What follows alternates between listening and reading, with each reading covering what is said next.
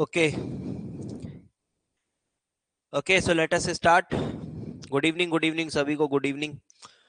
चलो भाई, तो बात शुरू करते हैं। तो कल हम मेल्टिंग पॉइंट पढ़ रहे थे, ठीक है। और मेल्टिंग पॉइंट हम पिछली क्लास में पढ़ रहे थे, ठीक है। सो मेल्टिंग पॉइंट में हमने दो ऑर्डर्स पढ़ लिए थे, दो केसेस हमने पढ़े थे। एक हम एक्चुअली उन केसेस को डील कर रहे थे जिनमें जिनमें पोलराइजेशन नेग्लिजिबल है। मतलब जो मेजर ऑर्डर था वो पोलराइजेशन से डिसाइड नहीं हो रहा था, बट हाँ पोलराइजेशन फैक्टर कहीं कहीं चिप इन कर रहा था, है ना। पोलराइजेशन फैक्टर कहीं कहीं चिप इन कर रहा था और उसकी वजह से बेरिलियम के ऑक्साइड्स, बेरिलियम के फ्लोराइड्स अपनी नॉर्मल मेल्टिंग पॉइंट से थोड़ा सा डेविएशन शो कर रहे थे बिकॉज ऑफ पोलराइजेशन।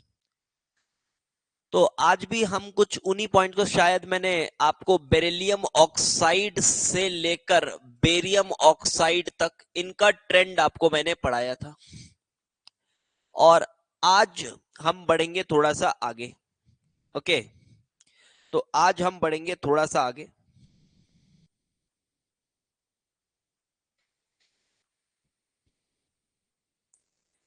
ठीक है, तो सभी बच्चे आ गए, तो शुरू करता हूं मैं आगे की बात। ओके, सो देखो बेटा, तो बात ऐसी है कि अगला जो ऑर्डर है वो है एल्कली मेटल्स का। और जो एल्कली मेटल्स होते हैं ना, ध्यान से सुनना, जो एल्कली मेटल्स होते हैं इसको भी मैंने उधर ही रखा हुआ है जहां पोलराइजेशन नेग्लिजिबल है। इसको भी मैंने उधर ही रखा हुआ है जहां पोलराइजेशन नेग्लिजिबल है। मतलब Li प्लस से लेकर Rb प्लस, इनका भी जो डिसीजन लिया जाएगा वो नेग्लिजिबल पोलराइजेशन के बेसिस पर लिया जाएगा। बट हाँ, हो सकता है लिथियम कहीं कहीं चिप इन करे, तो नेग्लिजिबल पोलराइजेशन इस हिसाब से ही लिया जाएगा। अभी मैं एनायन की बात नहीं कर रहा, मैं कैटायन की बात कर रहा हूं। अगर एल्कली मेटल कैटायन है, obviously because of its large size and small charge, small charge और लार्ज साइज की वजह से ऐसा होता है, ठीक है। इसकी वजह से ऐसा होता है। चलो ऑर्डर लिखते हैं सीधे।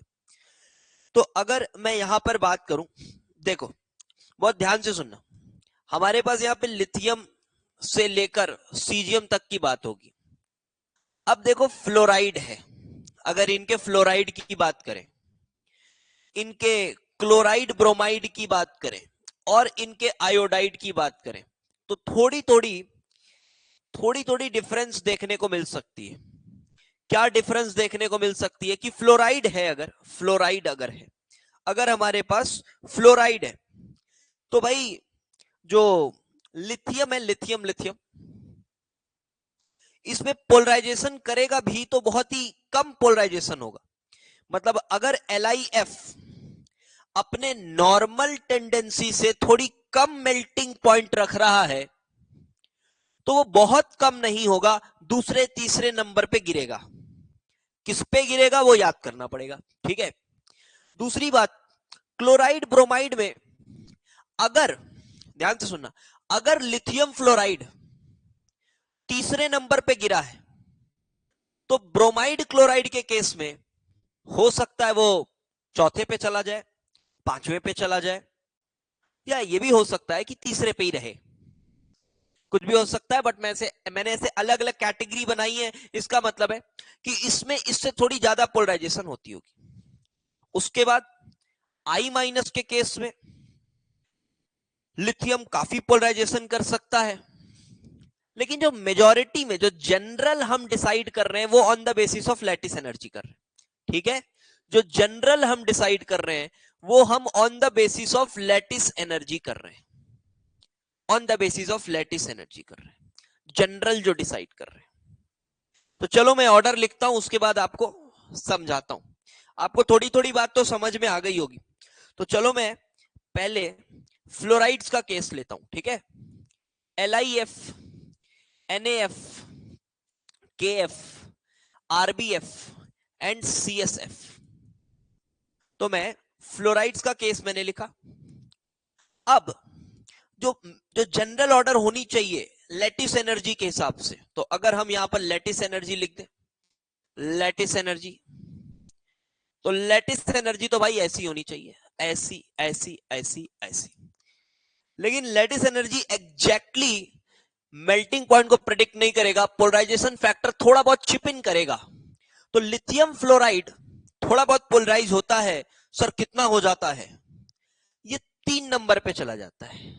ठीक है, तो मेल्टिंग पॉइंट का क्या ऑर्डर है, ये 3 नंबर पे चला जाता है। थोड़ा पेशेंस रख के पढ़ने वाला टॉपिक है, थोड़ा बोरिंग भी लग सकता है बच्चों को कि अरे यार वही वही चीजें चल रही हैं, बट बहुत इंपॉर्टेंट टॉपिक है, ध्यान से पढ़िएगा। ठीक है, इंपॉर्टेंट है, काफी जरूरी टॉपिक है।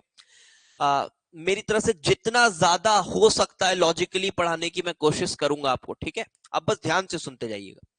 देखिए बेटा, तो यहां पर क्या ऑर्डर आएगा, NaF, then KF, then LiF, then RBF and then CSF. This is the melting point order for fluorides.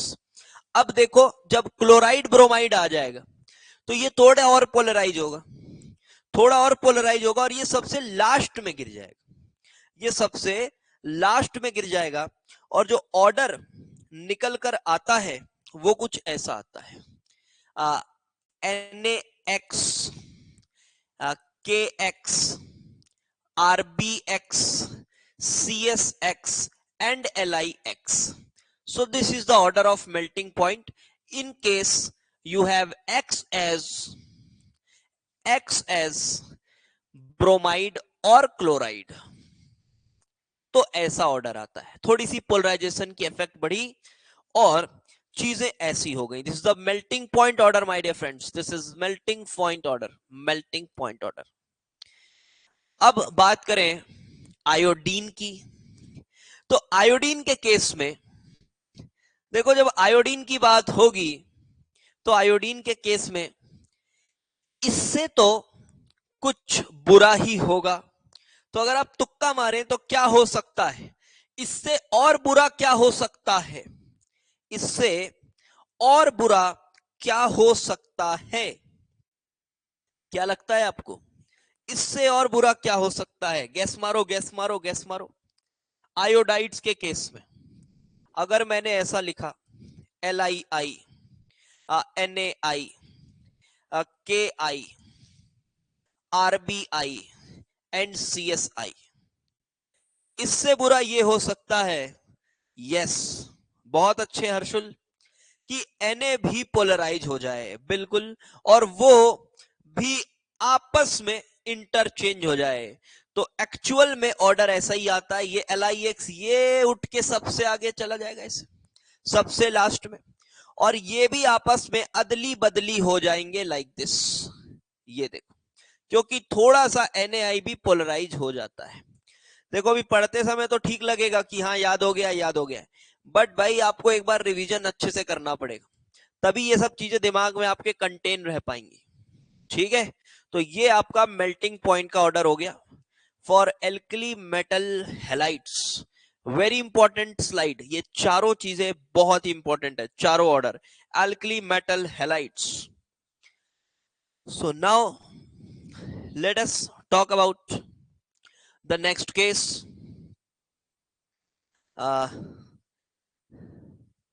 Lattice will like,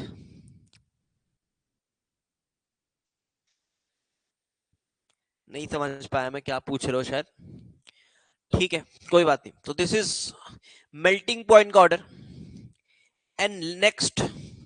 अब अगला केस देखो, अब अगला केस देखो ध्यान से, यहां पे मैं NaF, MgF2 और AlF3 का कंपैरिजन कर रहा हूं। ठीक है, अगला केस मैं NaF, MgF2 और AlF3 का कंपैरिजन कर रहा हूं। क्या लगता है पोलराइजेशन फैक्टर को नेग्लिजिबल मानूंगा मैं? क्या मैं पोलराइजेशन फैक्टर को नेग्लिजिबल बोल सकता हूं क्या? तो आंसर है जी सर, बोल सकते हैं। तो यहां पर लैटिस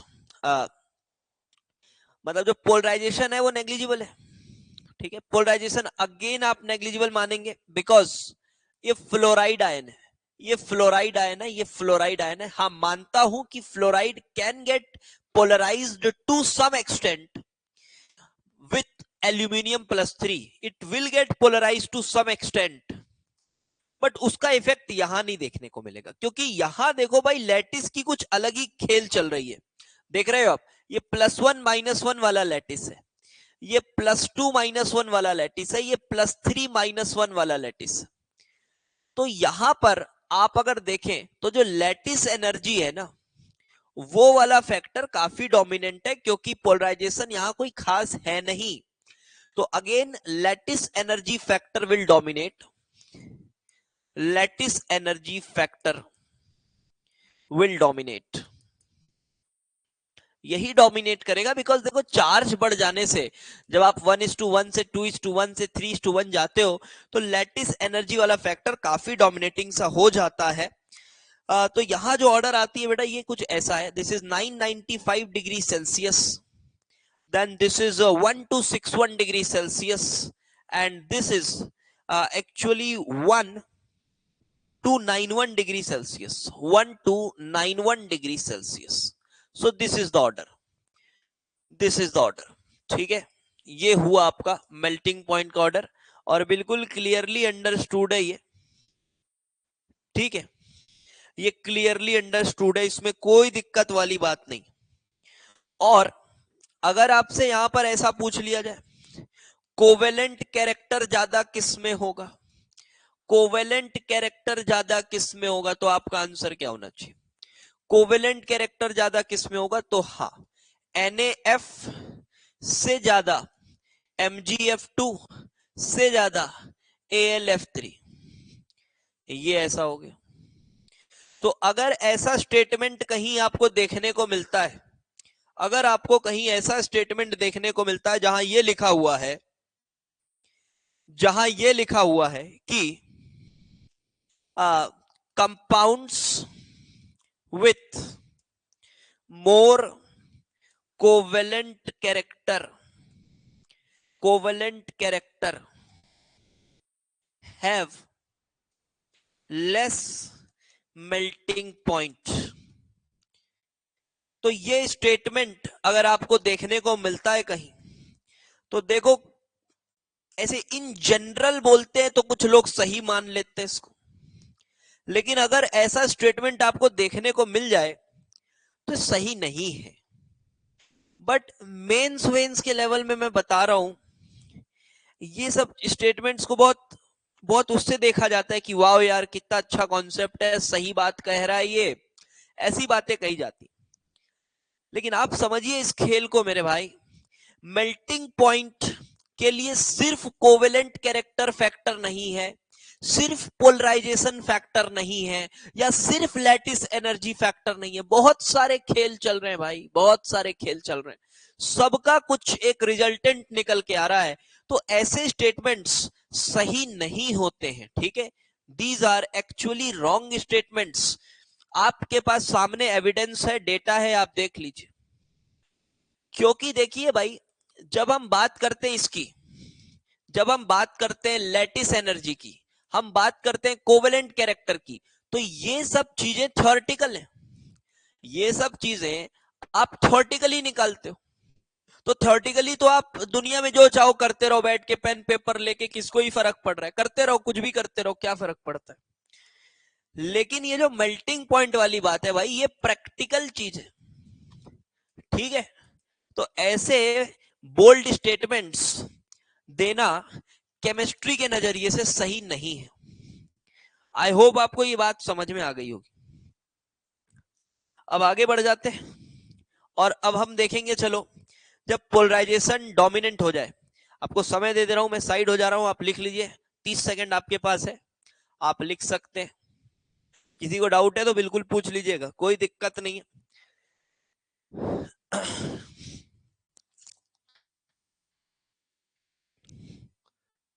ठीक है, चलिए भाई आगे बढ़ते हैं बेटा। तो अब हम पढ़ेंगे B part, when polarization is dominant, ये जनरली कब देखने को मिलेगा? देखो ये बात तो बिल्कुल क्लियर हो गई। पोलराइजेशन नेग्लिजिबल के लिए मैंने सिर्फ 3 केस आपको पढ़ाए, एक फ्लोराइड बताया, एक ऑक्साइड बताया और एक एल्कली मेटल्स बताए। बस ये 3 केस, ठीक है, ये बताए। और अभी बाकी जो भी केस बच रहे हैं आप उसमें पोलराइजेशन को डोमिनेंट मानिए। और मैं एक बात और बता दूं, यहां मैं सिर्फ रिप्रेजेंटेटिव एलिमेंट्स की बात कर रहा हूं, वो एस ब्लॉक वालों की। यहां पर आप ये मत सोचिएगा कि आप कोई भी अनशन सा ले आओ, सिल्वर फ्लोराइड ले आओ और फिर आप आयरन का क्लोराइड ले आओ और पूछ रहे हो सर बताओ मेल्टिंग पॉइंट किसकी ज्यादा होगी, क्या होगी, सर कंपेयर करो ना सर, मन कर रहा है हमारा। ऐसी चीजें नहीं की जा सकती ऑन पेपर। देखो इनको ही करना कितना मुश्किल है, बट चलो ठीक है, किसी हद तक डुएबल है इसलिए कर रहे हैं। आप ऐसा कोई भी अनशन्ड मॉलिक्यूल उठा के सोचोगे मैं कंपेयर करूंगा तो ये पॉसिबल नहीं है, ठीक है, ये पॉसिबल नहीं है। तो किसी बच्चे के मन में अगर ऐसी चीजें आ रही हो तो मैं उसको पहले क्लियर कर दे रहा हूं, ऐसी चीजें बेटा मत करना, खुद भी परेशान मत होना। जितने ऑर्डर्स मैं कॉपी में लिखा रहा हूं आपके जेई में इसके बाहर का कोई ऑर्डर नहीं पूछा जाएगा, ठीक है। तो बस इतना भी अगर आप अच्छे से पढ़ लेते हैं that is more than enough. चलिए अब पोलराइजेशन इज डोमिनेंट की बात करते हैं, फ्लोराइड्स को छोड़ देते हैं and let us talk about this case. First case में लेता हूं NaCl, MgCl2 एंड AlCl3, इसकी बात करता हूं। अब आप बोलोगे सर आपने Na ले लिया तो सर यहां तो पोलराइजेशन नेग्लिजिबल है ना। अरे भाई मैं इसको कंपेयर किससे कर रहा हूं ये भी तो देख, मैग्नीशियम के साथ एल्यूमिनियम के साथ कंपेयर कर रहा हूं ना। तो ऐसे केस में पोलराइजेशन फैक्टर काम आएगा। मैं कंपेयर किसके साथ कर रहा हूं, मैं NaCl और KCl को तो नहीं कर रहा ना कंपेयर बेटा। जब इसको कंपेयर कर रहे होते पीछे, जब हम इसको कंपेयर कर रहे थे तो यहां पर पोलराइजेशन के इफेक्ट को हमने नहीं माना था। बट जब इसको इसके साथ कंपेयर कर रहे हो, इसके साथ कंपेयर कर रहे हो, you have to take polarization into account because you do not have fluoride ion here, instead you have chloride। ऊपर जो हमने किया था पीछे देखो, ये आपके पास फ्लोराइड आयंस थे सेम चीज के लिए। अब यहां तो काफी अजीबोगरीब चीज देखने को मिलती है। NaCl की जो मेल्टिंग पॉइंट है, अब मैं रफ वैल्यूज बता रहा हूं, रफली 900 डिग्री के आसपास है, रफली बता रहा हूं। आप इंटरनेट में डेटा देख लीजिएगा, एग्जैक्ट डेटा चाहिए होगा, ऑल्दो याद नहीं करना है। और इसकी मेल्टिंग पॉइंट बहुत कम हो जाती है, लगभग 200 डिग्री में मान लेता हूं, इससे कम ही रहती है 200 डिग्री से, मैं रफली 200 डिग्री मान लेता हूं। और इसका कहीं बीच में रहता है 500-500 डिग्री के आसपास, ठीक है। तो अब यहां पे एक बहुत ड्रास्टिक चेंज देखने को मिल रहा है। देखो AlF3 की जब हम बात कर रहे थे तो ये कैसा देखने को मिला था बेटा, क्या था इसका मेल्टिंग पॉइंट 1291 डिग्री सेल्सियस के आसपास था। और सिर्फ हम AlCl3 कर रहे हैं, so it is now 200 degree Celsius. कितना ज्यादा डिफरेंस है, कितना ज्यादा डिफरेंस है यहां पर। और इस वजह से ही AlCl3 को हम क्या कॉन्क्लूड कर देते हैं, हम इसको क्या कॉन्क्लूड कर देते हैं, we conclude that AlCl3 is, we conclude that AlCl3 is covalent। हम ऐसा कॉन्क्लूड कर देते हैं कि भाई ये डोमिनेंटली कोवेलेंट है, ये डोमिनेंटली कोवेलेंट है। और इसके लिए फिर अपन डाइमर वाइमर जो भी है स्ट्रक्चर्स हम बनाते रहते हैं। बट इसके लिए AlF3 के लिए हम क्या कहते हैं कि ठीक है इसमें पोलराइज हो रहा है बट इतना नहीं हो रहा है कि उसको कोवेलेंट बोलेंगे, है तो वो आयनिक, है तो वो आयनिक, ठीक है। ये बात समझ आ गई होगी। This is dominantly covalent and you can see why it is dominantly covalent. And if देखो ये बात में थोड़ी तो सच्चाई है, थोड़ी सच्चाई है।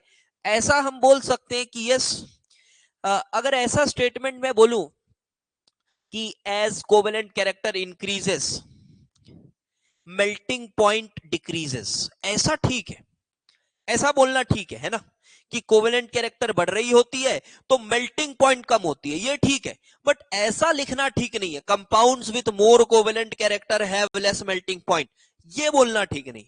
आई होप आप दोनों में डिफरेंस समझ पा रहे होंगे।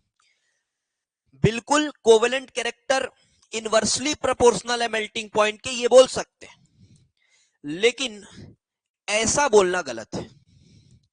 क्या ये बात आपके दिमाग में घुस गई? आगे बढ़ जाऊं मैं, बताओ, इतनी बात दिमाग में घुस गई? आगे बढ़ जाऊं? क्लियर है?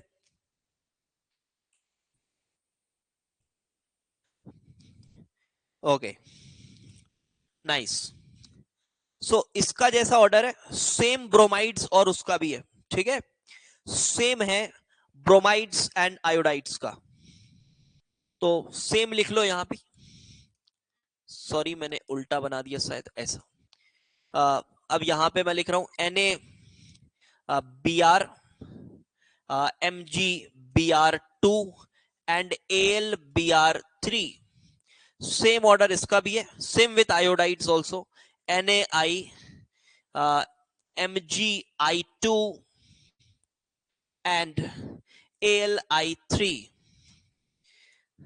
अभी इनमें कंपैरिजन थोड़ा सा वियर्ड होगा, बताऊंगा क्यों वियर्ड होगा, आगे बताऊंगा। अगर इसमें इसमें इसमें कंपेयर करेंगे ना तो थोड़ा वियर्ड हो जाएगा। क्यों वियर्ड होगा? बिकॉज ये बेचारे कोवलेंट मॉलिक्यूल्स हो गए। अभी तो हम आयनिक मानते हुए, डोमिनेंटली आयनिक मानते हुए लैटिस इफेक्ट्स देख रहे हैं, ये बेचारे कोवलेंट मॉलिक्यूल्स हो जाते हैं। कोवलेंट मॉलिक्यूल्स में थोड़ा तरीका अलग हो जाता है, वॉन्डरवॉल फोर्सेस वगैरह का चक्कर आ जाता है उसमें, और फिर वॉन्डरवॉल फोर्सेस आ जाएंगे तो फिर वो साइज पे डिपेंड करेगा, फिर मॉलिक्यूलर मास पे डिपेंड करेगा, सरफेस एरिया पे डिपेंड करेगा, वही जो वीक फोर्सेस हैं, लंडन फोर्सेस वगैरह वगैरह, ठीक है, तो उन वेक्टर्स पे डिपेंड करता है। तो बताएंगे अभी इस पे क्या होगा, अभी पहले नॉर्मली आयनिक मानते हुए आगे बढ़ते हैं, ठीक है। हाँ, AlI3 सबसे ज्यादा कोवेलेंट है, मान रहे हैं कोवेलेंट है, बट क्या है ना बेटा, ये यहां पर एक और फैक्टर आ जाता है, कोवेलेंट मॉलिक्यूल्स में आयनिक फैक्टर्स बहुत ज्यादा नहीं देखा करते। अभी आपको बताऊंगा, मैं आऊंगा उस पे, तो थोड़ा सा मैं भी, नहीं तो रास्ते से भटक जाऊंगा, लाइन से चल रहा हूँ सीक्वेंस से, उसी हिसाब से चलते हैं। अब देखो बात करते हैं बेटा हम इसकी ग्रुप 2 के हेलाइट्स की, ठीक है, BeX2 से लेकर BaX2 की, where X stands for chloride, bromide and iodide, क्योंकि फ्लोराइड का तो हमने पहले ही पढ़ लिया है, फ्लोराइड का तो हमने पहले ही पढ़ लिया है, ठीक है, फ्लोराइड का हमने पहले ही पढ़ लिया है। अब वीक फोर्सेस आयनिक में क्यों नहीं रहते, मैं वीक फोर्सेस पढ़ाऊंगा तो बताऊंगा, रहते हैं आयनिक में भी weak forces, but dominant force जो उनकी प्रॉपर्टीज को गवर्न करता है वो एक स्ट्रॉन्ग इलेक्ट्रोस्टैटिक अट्रैक्शन है, प्लस माइनस कंप्लीट चार्ज वाला।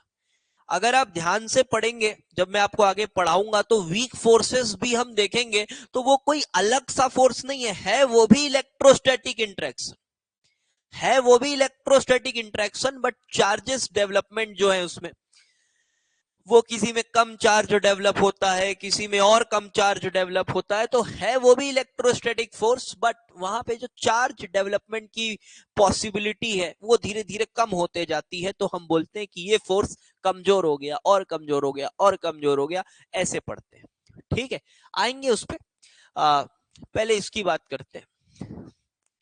सो यहां पर जो मेल्टिंग पॉइंट का ऑर्डर है ये आपको बिल्कुल भी निराश नहीं करेगा, मजा आएगा आपको पढ़ के। क्यों? देखो भाई, अब आपने क्या देखा, आपने देखा बेरिलियम का क्लोराइड, तो आपके मन में सबसे पहले क्या आना चाहिए? ठीक है, आपके मन में, बहुत अच्छे सैम, बहुत अच्छे, ये स्टेटमेंट बहुत काम का स्टेटमेंट है, एवरीथिंग इज इलेक्ट्रोस्टैटिक अट्रैक्शन, बस मैग्नीट्यूड का फर्क होता है, ये शायद मैंने पढ़ाया भी था किसी लेक्चर में, बताया भी था ये बात। इवन हाइड्रोजन बॉन्डिंग भी आप देखो तो क्या है, इलेक्ट्रोस्टैटिक अट्रैक्शन। उसके बाद फिर अगर आप डाइपोल डाइपोल इंट्रैक्शन देखो, इलेक्ट्रोस्टैटिक अट्रैक्शन, है ना, ये, यस, तो ये बात बड़े काम की बात है। तो चलो बेटा देखो, अब यहां पर जैसे आपने बेरिलियम क्लोराइड देखा, आपके मन में पहले क्लोराइड आया, तो क्लोराइड में तो पोलराइजेशन फैक्टर काम करेगा, और साथ ही साथ जब आपने कैटायन देखा तो कैटायन भी एल्कली मेटल नहीं है, तो यह पोलराइजेशन से ही काम आएगा। अब ध्यान से सुनना मेरी बात, अभी आपको ज्यादा कोई दिक्कत नहीं आएगी। जैसे वहां पे क्या हो रहा था, आप लैटिस से डिसाइड कर रहे थे, लैटिस से आप डिसाइड कर रहे थे, पोलराइजेशन कहीं कहीं एक्सेप्शन दे रहा था। अब यहां डिसाइड ही पोलराइजेशन से हो रहा है, तो यार पोलराइजेशन कोई एक्सेप्शन थोड़ी नहीं देगा, ये तो नॉर्मल चलेगा। समझ पा रहे हो मेरी बात? यहां पर पोलराइजेशन से डिसाइड हो रहा है, इसमें भी पोलराइजेशन है, इसमें भी है, इसमें भी है, इसमें भी है, इसमें भी है, इसमें है। तो जिसमें कम पोलराइजेशन उसकी मेल्टिंग पॉइंट ज्यादा, जिसमें कम पोलराइजेशन उसकी मेल्टिंग पॉइंट ज्यादा। तो सिंपल सा ऑर्डर है, BeX2 से ज्यादा MgX2 से ज्यादा, CaX2 से ज्यादा, SrX2 से ज्यादा, BaX2। बहुत बढ़िया ऑर्डर है। इसमें आपके तीन तीन क्वेश्चंस हो गए। देखो, क्लोराइड्स के लिए भी सही है, ब्रोमाइड्स के लिए भी सही है, आयोडाइड्स के लिए भी सही है। फ्लोराइड के लिए क्या बताए थे? फ्लोराइड के लिए याद करो, फ्लोराइड के लिए पोलराइजेशन वाला फैक्टर काम नहीं करता, लेकिन बेरिलियम फ्लोराइड में पोलराइजेशन काम करता है, और वो 2:1 लैटिस था, 2:1 लैटिस था। तो हमने बताया कि बेरिलियम फ्लोराइड सबसे नीचे चला जाता है, साथ ही साथ कैल्शियम और मैग्नीशियम भी इंटरचेंज हो जाते थे। तो ऑर्डर कुछ ऐसा आ जाता था, CaF2, then comes MgF2, then comes your SrF2, then your BaF2, and then BeF2। सभी बच्चों को याद हो गया ये लो, ये पूरे अल्कलाइन अर्थ मेटल हैलाइड्स की बात हो गई। ठीक है, बिल्कुल। चलिए नाउ अब तीसरा केस लेते हैं। ठीक है, next case. So next case I am taking for, I am changing the, now I am changing the halides, that is the negative ion, I am changing the negative ion. Like मैं बात कर रहा हूं अब इस तरह से कि Li प्लस का फ्लोराइड, ऐसे मैं बात कर रहा हूं, किस ऑर्डर की बात कर रहा हूं ध्यान से सुनना, LiF, LiCl, LiBr और LiI, इसकी बात कर रहा हूं। ठीक है, इसकी बात कर रहा हूं। तो बेटा आपने सबसे पहले देखा कि फ्लोराइड है, तो ये मत सोचना कि नेग्लिजिबल पोलराइजेशन। अरे भाई कंपेयर किससे कर रहे हो तुम? देखो, तुम क्लोराइड, ब्रोमाइड, आयोडाइड, तो polarisation factor will be the deciding factor for melting point. और अगर पोलराइजेशन फैक्टर डिसाइडिंग फैक्टर है, तो फिर पोलराइजेशन तो सब में हो रहा है ना, क्या एक्सेप्शन आना है? कोई एक्सेप्शन नहीं आएगा। And melting point order will be simply, जिसमें कम पोलराइजेशन, बहुत अच्छे समझना, जिसमें कम पोलराइजेशन उसकी मेल्टिंग पॉइंट ज्यादा। तो फ्लोराइड छोटा है, कम पोलराइजेशन, मेल्टिंग पॉइंट ज्यादा। ये लो, ये ऑर्डर आ गया। Same with all alkaline metal.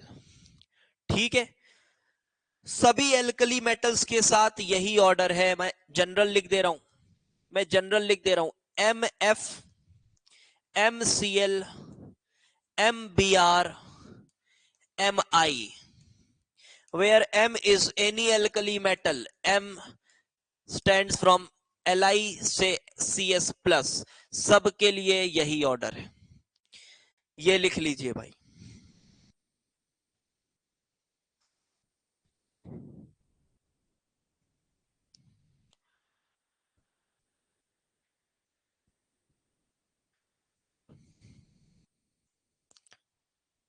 ठीक है, अब आगे बढ़ता हूं मैं। एल्कलाइन अर्थ मेटल्स के लिए भी यही चलेगा, कोई टेंशन नहीं है उसमें भी। लिख लो अगला, अगर इसी में एल्कलाइन अर्थ मेटल मान ले हम, बेरिलियम ले लो, BeF2 से लेकर BeCl2, then BeBr2 and BeI2,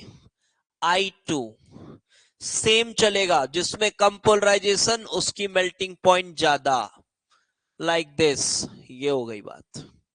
and now for all of them, MF2, MCl2, MBr2 and Mi2, where M stands for any alkaline earth metal, like from beryllium to barium. Done. Okay, done. अब एक order और है, इसको लिखिएगा।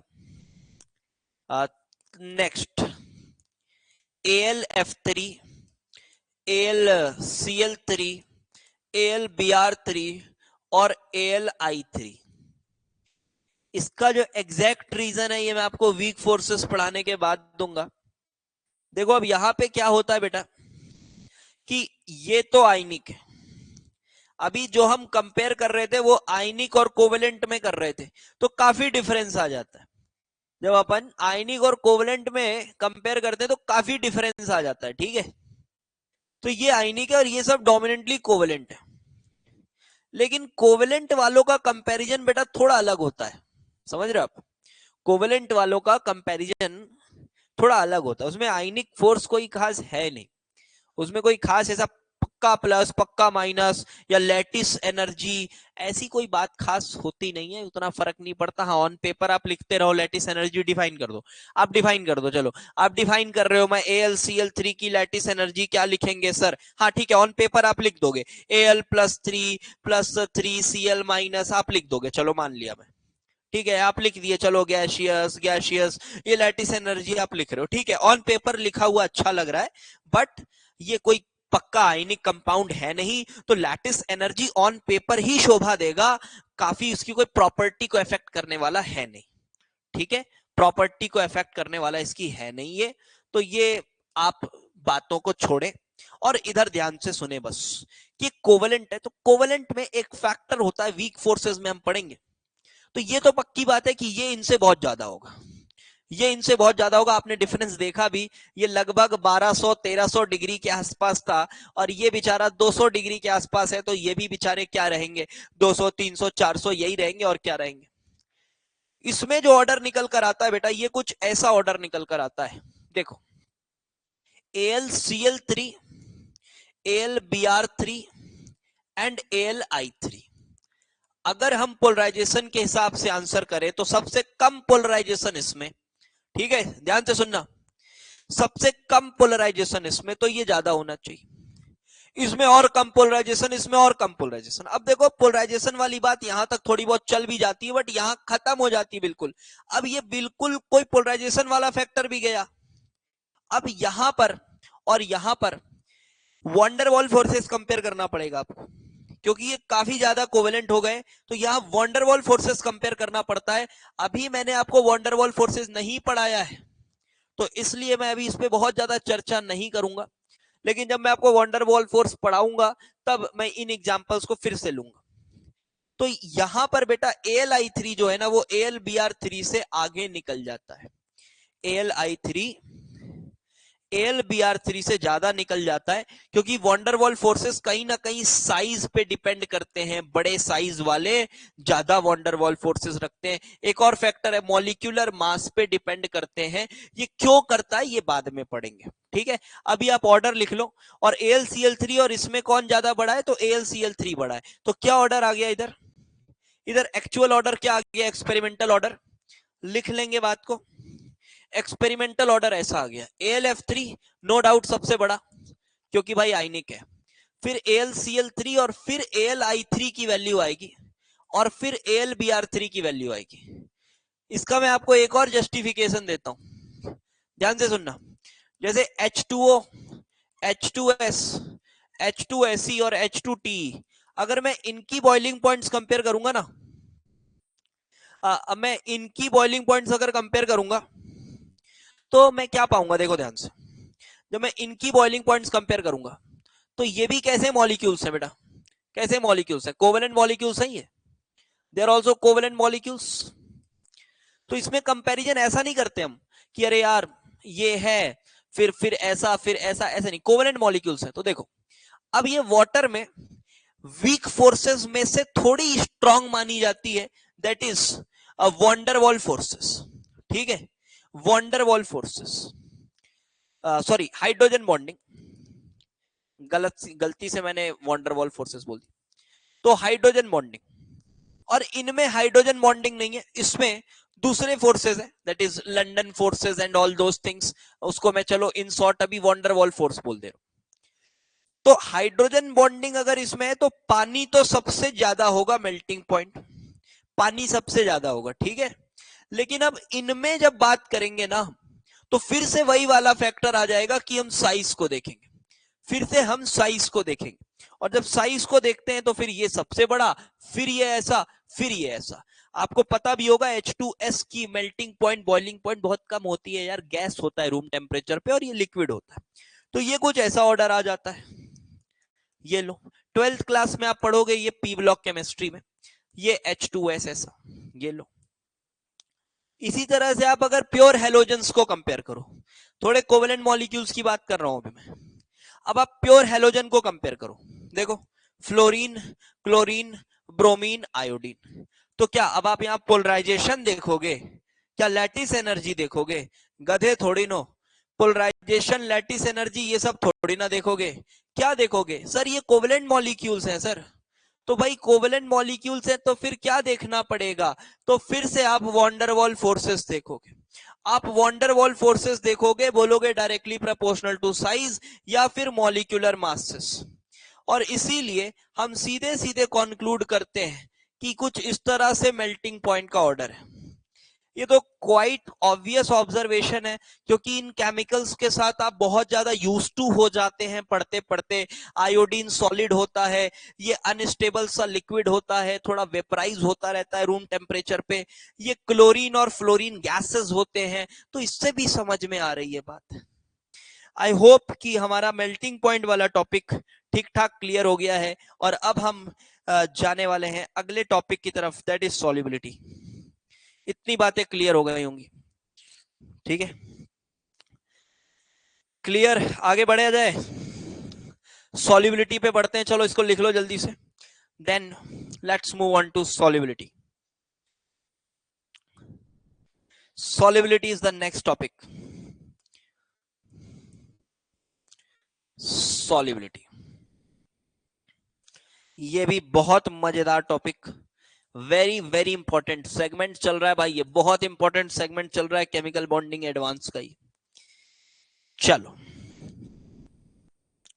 अब solubility में कल हमने एक छोटी मोटी बातें आपको बताई थी, वो फिर से मैं नहीं बोलने वाला, कि पोलराइजेशन का एक फैक्टर है, पोलराइजेशन ज्यादा होगा तो पता चल जाता है कि पोलराइजेशन ज्यादा है तो आयनिक कैरेक्टर कम हो रही है, तो पानी में जो सॉल्युबिलिटी है घट जाती है। उसके कुछ एग्जांपल्स मैंने आपको बताए थे, पोलराइजेशन अफेक्टेड सॉल्युबिलिटी के कुछ एग्जांपल्स मैंने आपको बताए थे, जैसे कि AgF वाला मैंने केस आपको बताया था कि AgF ज्यादा सॉल्युबल है, AgCl फिर इनसॉल्युबल माना जाता है, AgBr और AgI। इसी तरह से आप लेड के फ्लोराइड्स ले सकते हैं, क्लोराइड्स ले सकते हैं, इनमें भी यही same observation, same observation.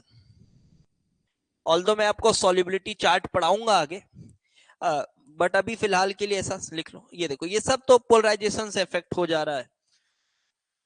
HgBr2, ये मर्क्यूरिक हैलाइड्स हैं, HgI2, ये ऐसा चल रहा है, ठीक है। ये पोलराइजेशन से आपको समझ में आ रहा है, पोलराइजेशन बढ़ी, कोवेलेंट कैरेक्टर बढ़ा, तो सॉल्युबिलिटी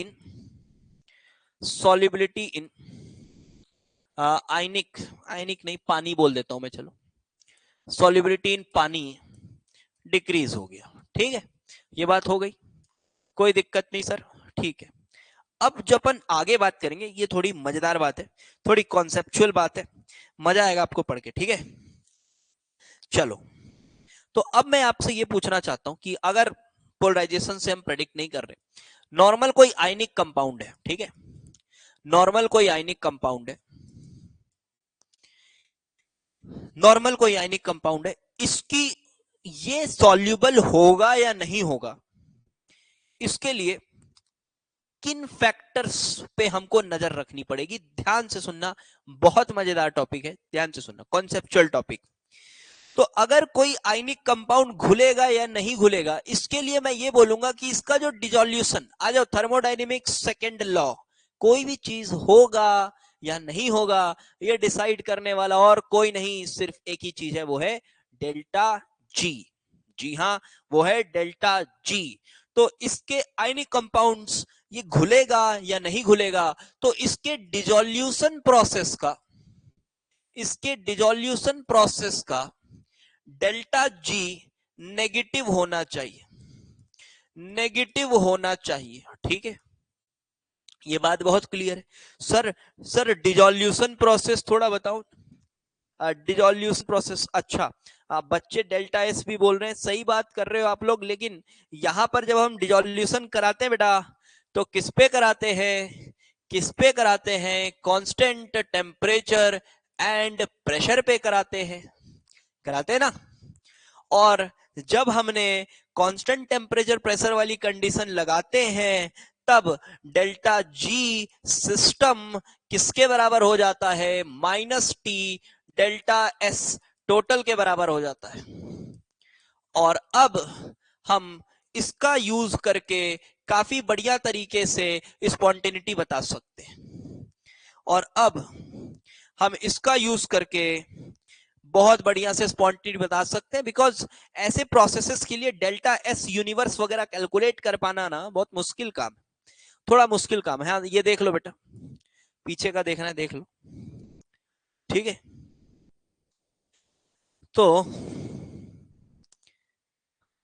ओके, अब आगे देखो बेटा।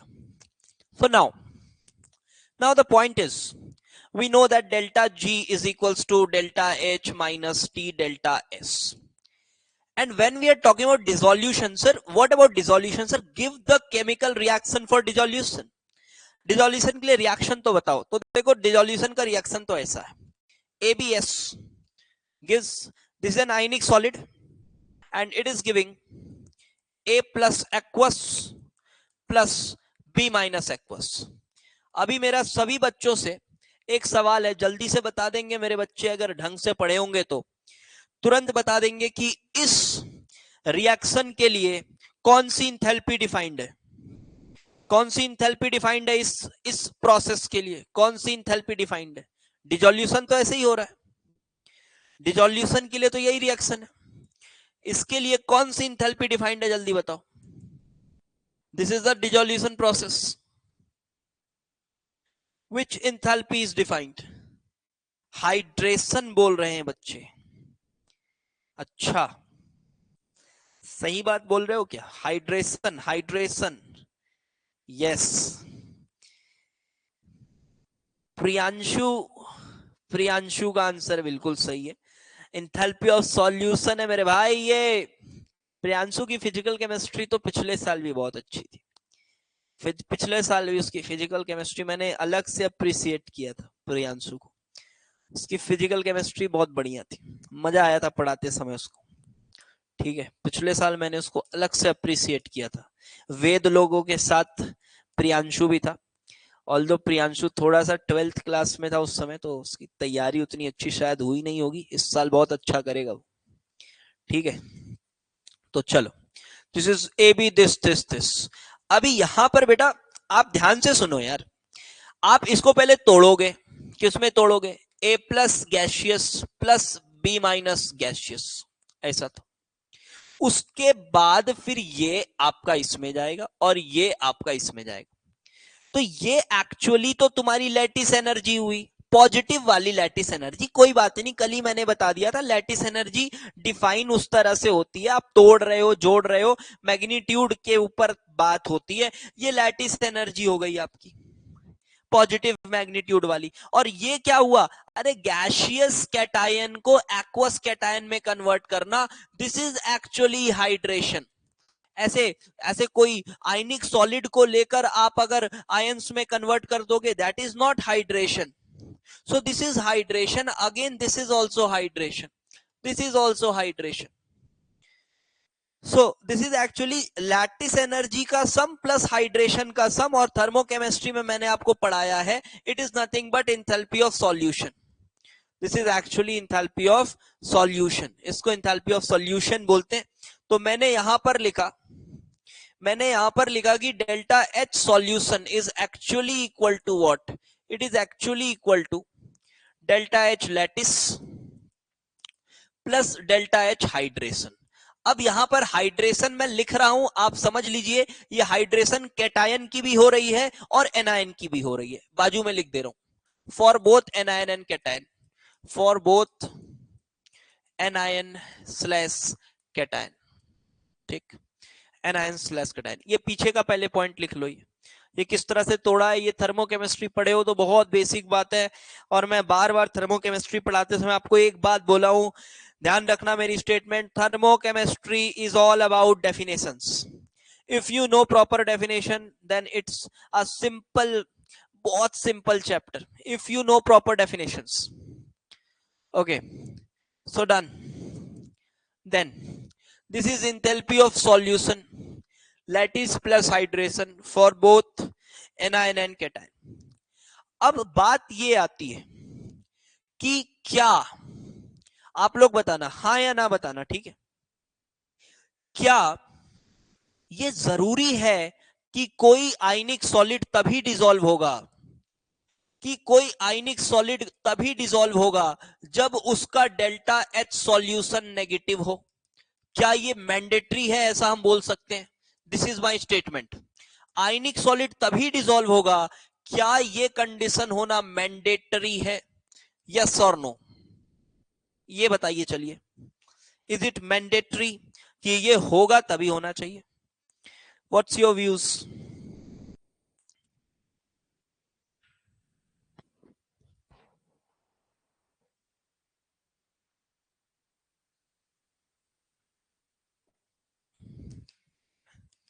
यस, सही बात है, ये मैंडेटरी नहीं है ना, ये मैंडेटरी नहीं है. This is not mandatory at all. This is not mandatory because if you look at the dissolution process, you can easily figure out that a genuine solid is getting dissociated into ions. So whatever be the ionic solid, delta S is always positive for this. Entropy will always increase for sure. Delta S is always positive. So अगर delta S positive है तो अब condition समझिएगा. तो पहला case बनता है अगर डेल्टा एच सॉल्यूशन नेगेटिव हुआ, अगर डेल्टा एच सॉल्यूशन नेगेटिव हुआ तब तो ये पक्की बात है, तब ये 100% श्योर रहो कि that ionic solid is soluble, that ionic solid is well soluble.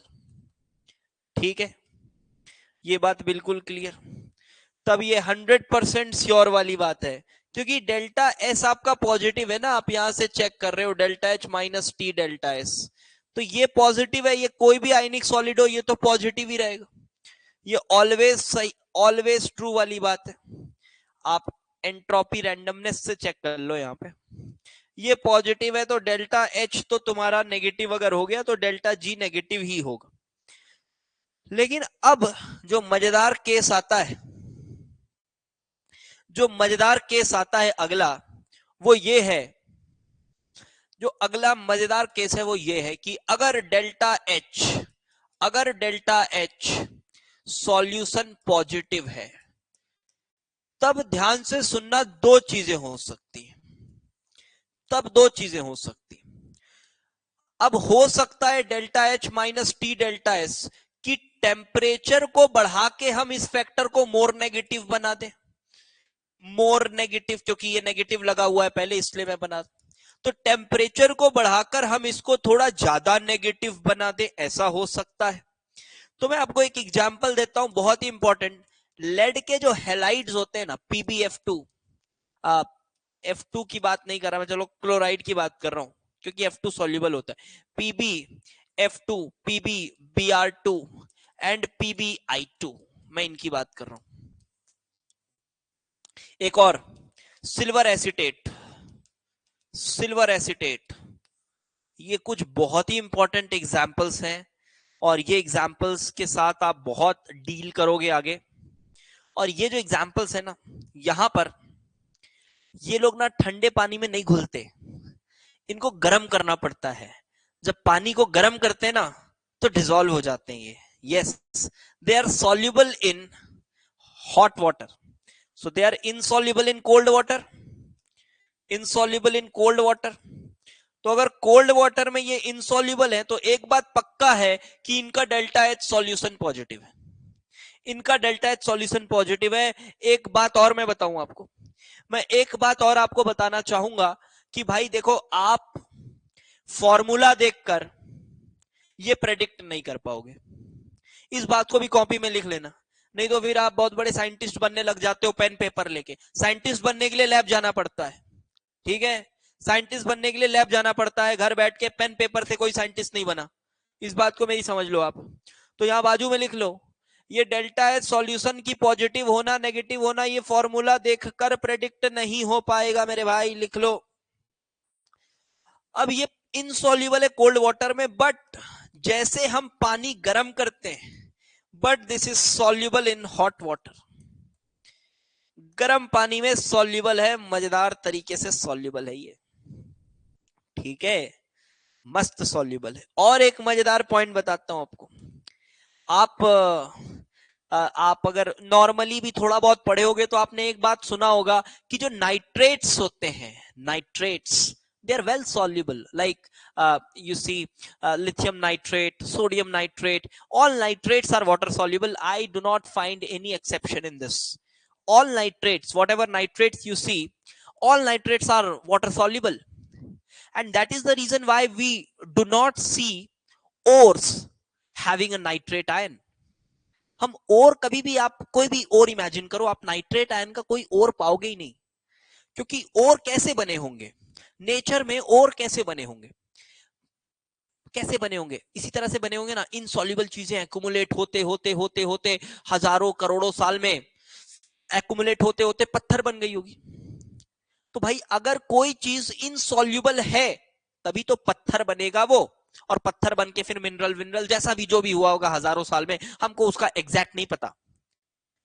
But अगर कोई चीज पानी में घुल जाती है तो पत्थर बनेगी कैसे, ठीक है।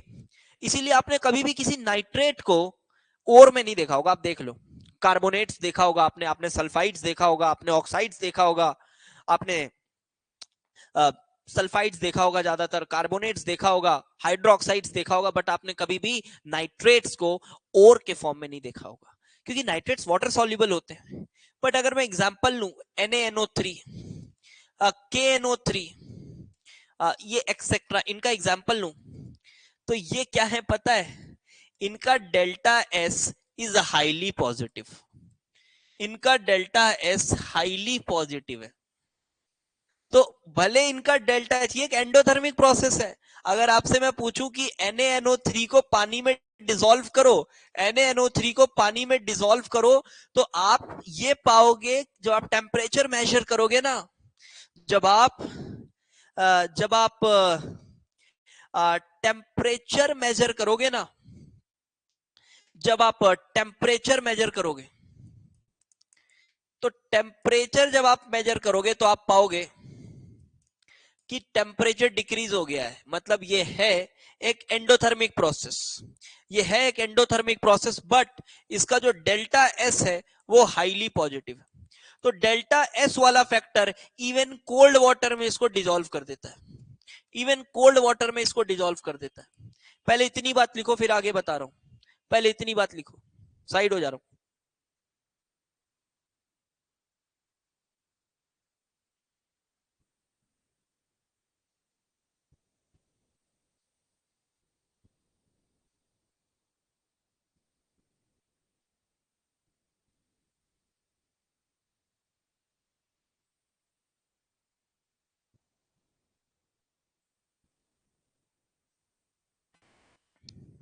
ठीक है,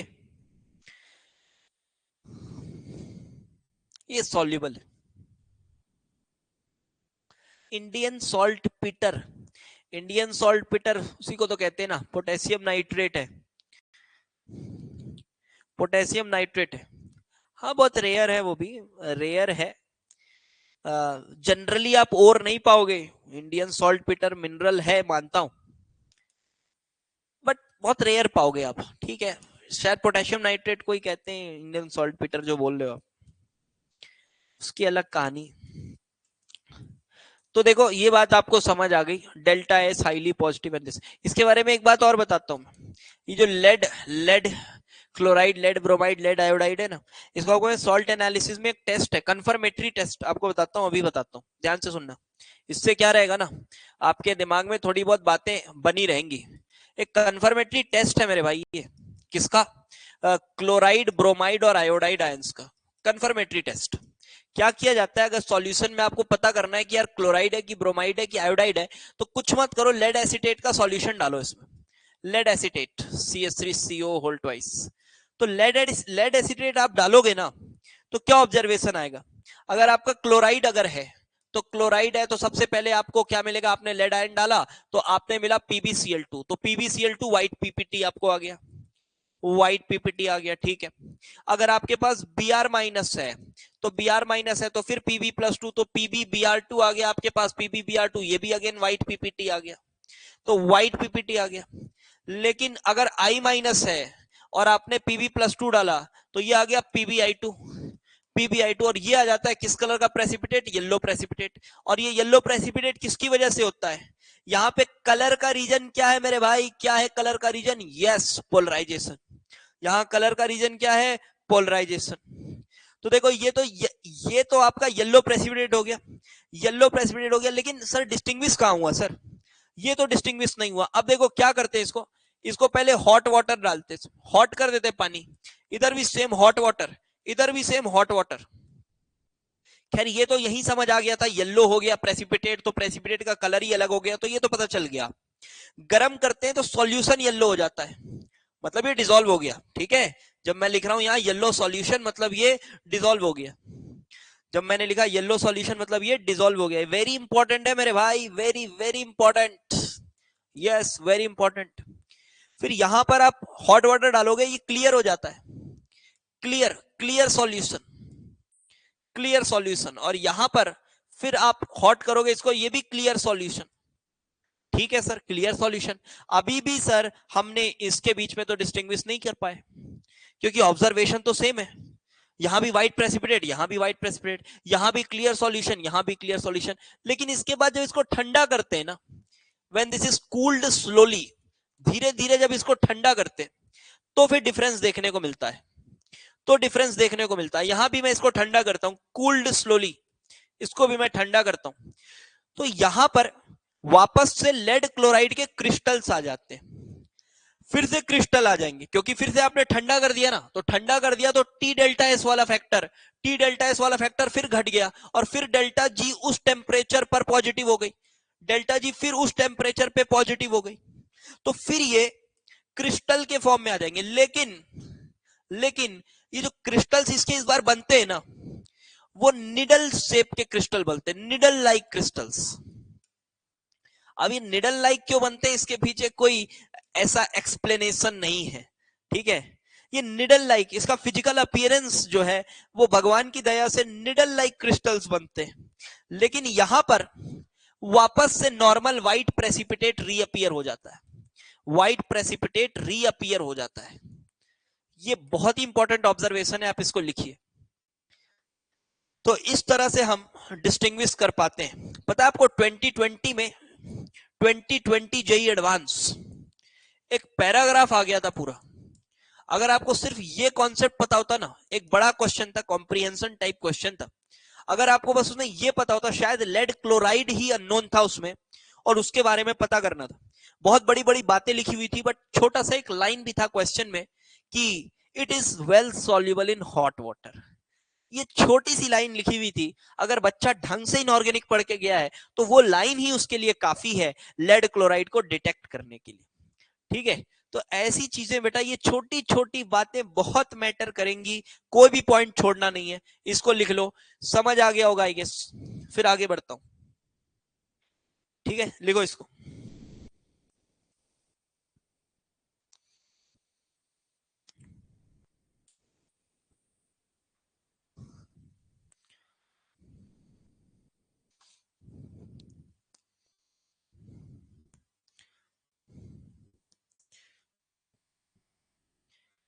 चलो आगे बढ़ते हैं। अब आएगा प्रेडिक्शन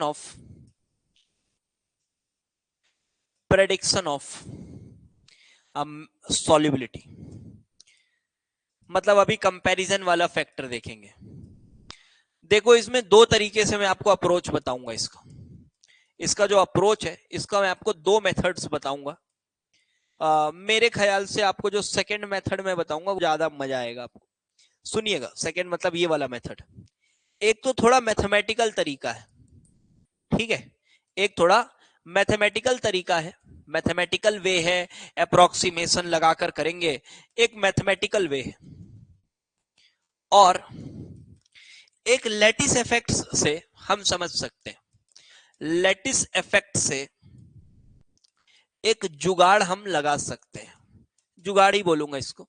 लैटिस इफेक्ट से एक जुगाड़ लगा सकते हैं, इससे भी समझ में आ जाता है। हाँ, आपको देखकर ये थोड़ा ज्यादा फैंसी लगेगा, ज्यादा मॉडर्न लगेगा, ज्यादा सेटिस्फाइंग लगेगा आपको, क्योंकि पता नहीं जहां भी मैथ्स आ जाती है बच्चों को लगता है वाओ कितना अच्छा सब हो गया है। ठीक है, अच्छी बात है। तो यहाँ थोड़ा मैथमेटिकल वे है, अप्रोक्सीमेशंस के साथ करेंगे, आपको लगेगा ठीक है यार अच्छा लग रहा है। बट मेरे हिसाब से मुझे ये फैक्टर ये ज्यादा काम करता है, क्योंकि अल्टीमेट जो मेरा एम है समझना मेरी बात, आपका भी यही होना चाहिए। अल्टीमेट एम जो होना चाहिए आपका, वो ये होना चाहिए कि ऑर्डर याद है।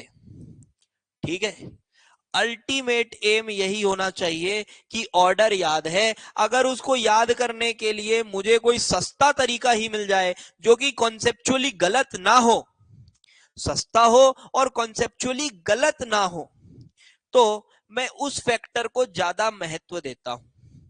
तो मैं अभी आपको थोड़ा लैटिस इफेक्ट वाले फैक्टर को पहले बताता हूं, फिर आपको एक मैथमेटिकली अप्रोक्सीमेटेड वे भी बताऊंगा। यहां हम क्या करने जा रहे हैं सर, थोड़ा ये भी बता दो। अरे यहां पर हम ना ऐसे कंपेयर करने जा रहे हैं कि बताओ LIBR, NABR, KBR, इसमें सॉल्युबिलिटी का क्या ऑर्डर होगा, इसमें सॉल्युबिलिटी का क्या ऑर्डर होगा, ऐसी बात करने जा रहे हैं। सॉल्युबिलिटी का ऑर्डर प्रेडिक्ट करने जा रहे हैं, ठीक है, ऑर्डर प्रेडिक्शन करने जा रहे हैं। तो चलो अब सुनना मेरी बात, मैं क्या लैटिस इफेक्ट्स आपको बता रहा हूं वो समझना। पहले मैं आपको लैटिस वाला फैक्टर बताता हूं। तो देखो अभी हमने देखा कि जो मेजर तरीका है वो है मेरे पास इंथैल्पी ऑफ सॉल्यूशन देखना है मुझे, क्योंकि मैक्सिमम केसेस में प्रेडिक्शन हम इसी से करेंगे। ठीक है, इंथैल्पी ऑफ सॉल्यूशन ये नेगेटिव होनी चाहिए, अगर ज्यादा नेगेटिव है तो ज्यादा सॉल्यूबल है, मोर नेगेटिव सो मोर सॉल्यूबल, मोर नेगेटिव तो मोर सॉल्यूबल। ठीक है, if this is more negative then it is more soluble. okay fine, ठीक है सर, मोर नेगेटिव तो मोर सॉल्युबल। अब यहां बच्चे बोलेंगे सर ये थोड़ा मैथमेटिकली समझाओ, थर्मोडायनेमिक्स से मोर नेगेटिव तो मोर सॉल्युबल कैसे। देखो डेल्टा जी अगर मोर नेगेटिव है तो क्या मैं ऐसा बोल सकता हूं, if delta G is more negative, if delta G is more negative then that salt is more soluble. बताओ क्या ये कहना ठीक है? चलो आपसे क्वेश्चन है, if delta G is more negative then that salt is more soluble, क्या ये कहना ठीक है? If delta G is more negative then that salt is more soluble.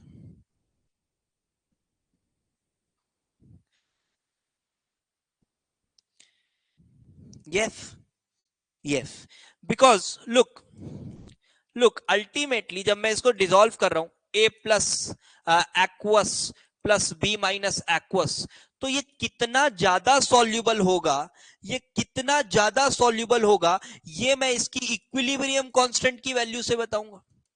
समझ आ रही बात? ये मैं इसकी इक्विलिब्रियम कांस्टेंट की वैल्यू से बताऊंगा। और इक्विलिब्रियम कांस्टेंट वैल्यू को कैलकुलेट करने के लिए मेरे को चाहिए delta G degree is equal to minus RT ln के इक्विलिब्रियम। याद है? तो अगर डेल्टा जी डिग्री ज्यादा नेगेटिव है तो ऑब्वियसली के इक्विलिब्रियम ज्यादा बड़ी होगी। ठीक है, तो यहां से ये बात भी समझ आ रही कि मोर नेगेटिव तो मोर सॉल्युबल, मोर नेगेटिव तो मोर सॉल्युबल। चलो ठीक है, तो अब ध्यान से सुनना, डेल्टा एच मेरे को ज्यादा नेगेटिव करना है। तो अब मैं अगर डाउन द ग्रुप जाऊं, एक एनायन फिक्स करता हूं, एनायन फिक्स करता हूं, और मैं डाउन द ग्रुप जाता हूं कैटायन में, डाउन द ग्रुप जाता हूं कैटायंस में से एल्कली मेटल्स की बात करता हूं, ठीक है। ध्यान से सुनना, अभी यहां पे थोड़ा सा आप डगमगा सकते हो अगर ध्यान नहीं दोगे तो। डाउन द ग्रुप जाता हूं मैं, एल्कली मेटल, एनायन फिक्स किया मैंने, घुस गया दिमाग में, एनायन फिक्स किया, अब डाउन द ग्रुप जा रहा हूं, मतलब ऐसा LiA, then Na, then Ka, इस तरह से जा रहा हूं मैं, ठीक है नीचे।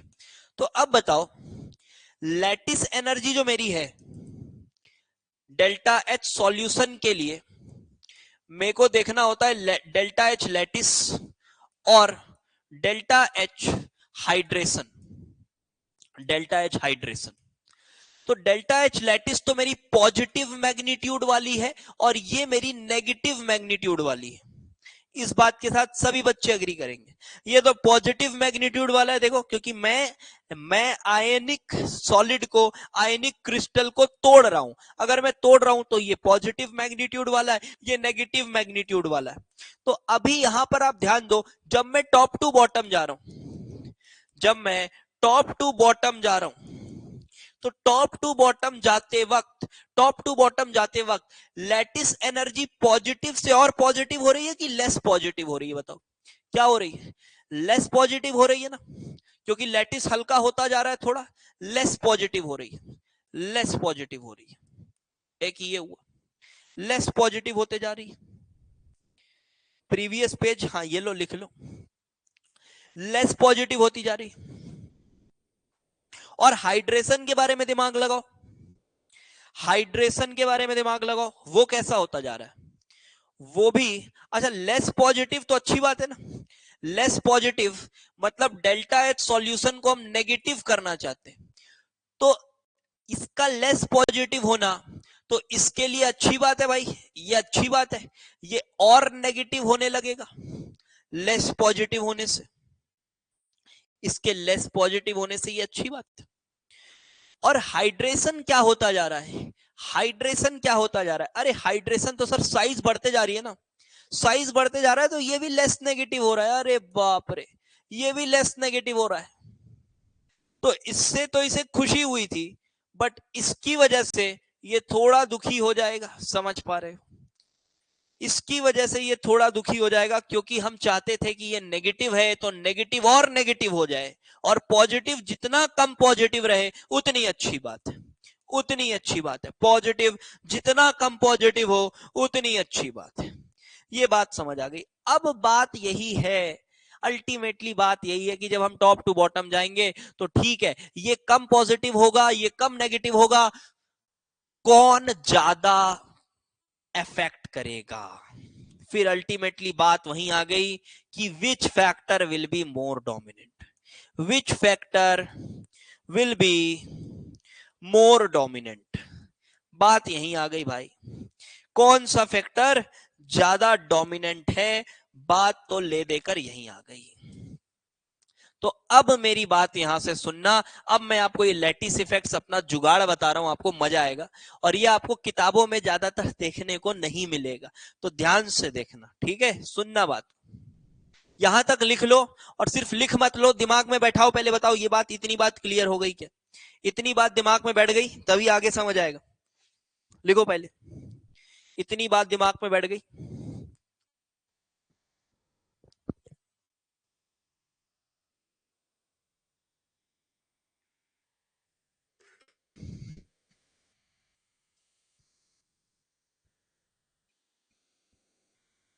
ठीक,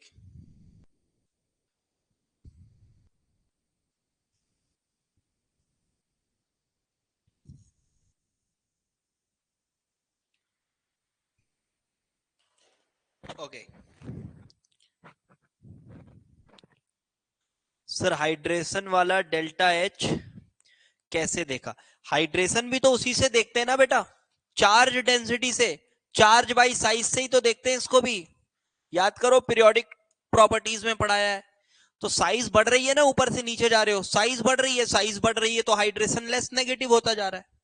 ठीक है, चलो अब आगे, अब अगली बात करते हैं। अब सुनना, देखो ये स्टेटमेंट याद रखना मेरे, बड़ा कैटायन और बड़ा एनायन लैटिस में ज्यादा कंपैटिबल फील करते हैं।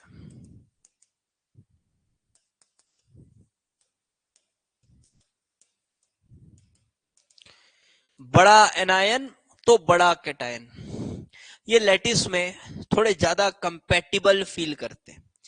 अब ये जो चीज है ये आपको सॉलिड स्टेट पढ़ने के बाद थोड़ा और बेहतर फील आएगी। मैं अभी मान के चल रहा हूं कि आप लोग सॉलिड स्टेट्स पढ़े होंगे, ठीक है। अगर नहीं भी पढ़े हो तो ज्यादा कोई खास दिक्कत नहीं आएगी, सुनना मेरी बात, ठीक है। ज्यादा कंपैटिबल फील करते हैं इसका मतलब ये नहीं बोल रहा मैं कि लैटिस एनर्जी बढ़ जाएगी, ऐसा नहीं बोल रहा मैं। अभी यहां मेरी बात को बहुत ध्यान से सुनना, नहीं तो समझ नहीं आएगा।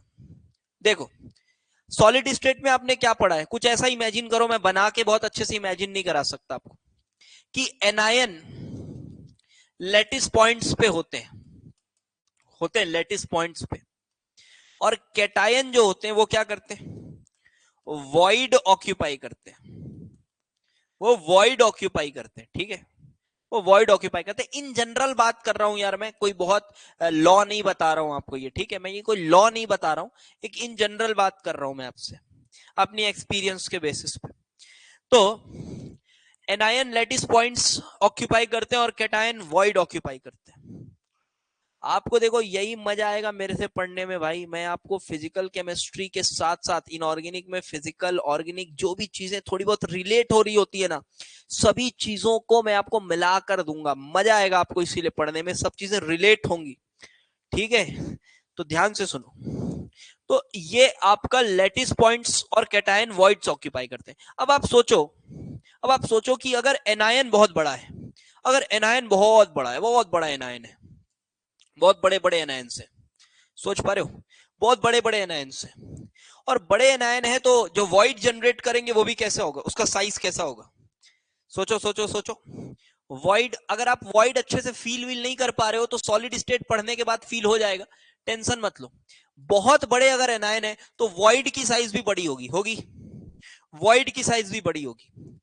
अब भाई तुम्हारे वॉइड के साइज बड़ी है, अगर अगर वॉइड की साइज बड़ी है तो उसमें फिट होने वाला कैटायन भी कैसा होना चाहिए, थोड़े बड़े साइज का होना चाहिए, थोड़े बड़े साइज का होना चाहिए। अगर छोटू सा कैटायन डालोगे, छोटू सा कैटायन उसमें डालोगे, बड़े वॉइड में छोटा सा कैटायन अगर आप डालोगे, उतना कंपैटिबल फील नहीं करेंगे। और मैं एक और थोड़ी टेक्निकल बात करूं तो उस लैटिस की पैकिंग एफिशिएंसी थोड़ी कम रहेगी, समझ पा रहे हो, उसकी पैकिंग एफिशिएंसी थोड़ी कम रहेगी, उसकी पैकिंग एफिशिएंसी थोड़ी कम रहेगी, इसको बोलते हैं लैटिस इफेक्ट्स। तो इस वजह से मैंने कहा कि बड़ा कैटायन और बड़ा एनायन लैटिस में ज्यादा कंपैटिबल फील करते हैं, कंपैटिबल फील करते हैं।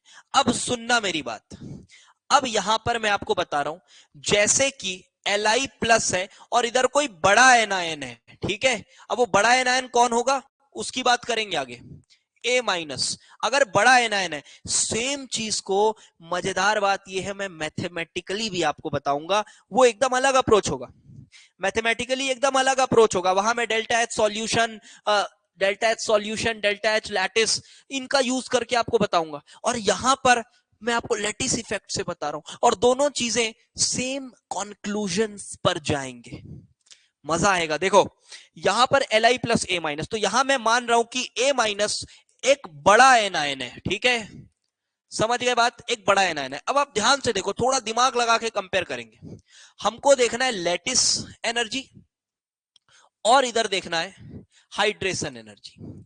मैं कुछ नंबर दे देता हूं बेटा, मैं कुछ नंबर दे देता हूं, मान लो LiA से मैं NaA जा रहा हूं, फिर मैं के ए जा रहा हूं, ठीक है। मैं कुछ नंबर दे देता हूं आपको समझाने के लिए, एक रैंडम से नंबर दे रहा हूं मैं। मान लो इसकी लैटिस एनर्जी है +30 और इसकी हाइड्रेशन है -30, कुछ ऐसी, या कोई भी वैल्यू है। ये +30 है, ये कुछ भी मान लो आप, चलो -30 मान लो, जो मानना है मान लो आप, ठीक है। अब जब मैं ये नीचे आऊंगा, ये मैं LIA से नीचे जाऊंगा, NaA पर जाऊंगा, ठीक है। ध्यान से सुनना, बिल्कुल ध्यान से, NaA पे जाऊंगा तो लैटिस क्या होगी, +30 से क्या होगी, थोड़ी कम होगी, ये थोड़ी कम होगी, और ये भी क्या होगा, थोड़ा कम होगा। ज्यादा कम कौन होगा, ज्यादा कम कौन होगा, तो ध्यान से सुनना, ध्यान से ध्यान से ध्यान से। देख भाई, ये A- को चाहिए था कौन, कौन चाहिए था, बड़ा एनायन। बड़ा एनायन है तो इसको चाहिए था बड़ा कैटायन। तो जब तुम Na+A में जाओगे, मानता हूं लैटिस एनर्जी की वैल्यू कम होगी, बिल्कुल मैं मानता हूं कि लैटिस एनर्जी की वैल्यू कम होगी, लैटिस एनर्जी की वैल्यू घटेगी, बिल्कुल घटेगी, वो मैथमेटिकल है, वो तो घटेगी, लेकिन लेकिन उतनी ज्यादा नहीं घटेगी, समझ आई बात। लेकिन उतनी ज्यादा नहीं घटेगी, थोड़ी कंपैटिबिलिटी बढ़ रही है ना, लेकिन हाइड्रेशन काफी कम हो जाएगा।